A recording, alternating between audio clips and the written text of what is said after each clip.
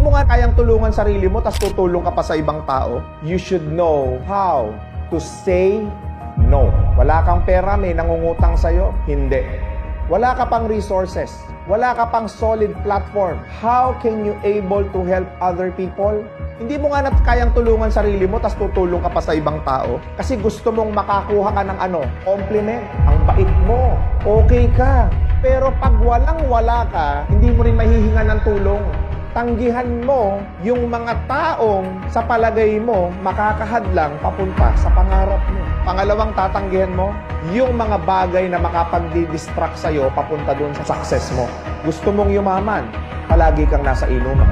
Gusto mong yumaman, palagi kang nasa chismisan. Hindi masama makipagkaibigan, hindi masama makisama, pero magiging masama lang yan kung alam mo namang wala namang urgency, pero dyan mo inuubos ang oras mo.